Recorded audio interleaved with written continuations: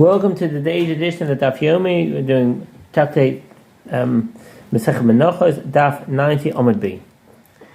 If one committed to supply fine flour at 3 seah for a seller, and its market price decreased until it stood at 4 seah for a seller, he must supply fine flour at 4 seah for a seller. The reason for this halacha is that the temple treasury is at an advantage.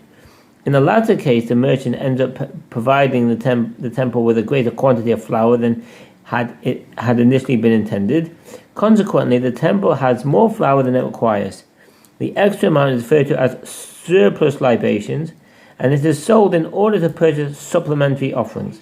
The Gemara comments, it is taught in a Braita in accordance with the opinion of Rabbi Chia bar Yosef, and it is taught in another Braita in accordance with the opinion of Rabbi Yochanan. The Gemara elaborates, it is taught in a Braita in accordance with the opinion of Rabbi Chia bar Yosef. These overflows of measuring vessels, what would be done with them? Beiruze midos halalu mehayu osin bahen. What would be done with the overflow liquid of measures? If there was another offering available, this liquid would be sacrificed with that offering, and if it was left overnight, it would thereby be disqualified. If there was no other offering available and it had not yet been left overnight, it would be used for the replenishing of the altar, i.e. it would be sold, and the proceeds from the sale used for the purchase of burnt offerings, with the highs going to the priest. The halacha is in accordance with the ruling of the Braita, and that's from the Rambam Sefer Avoda Hilchot Maaser Kabbalah 2:10-11. They are gathered, and if there is another offering to be sacrificed that day, the priest sacrifices liquid with it as part of its libations.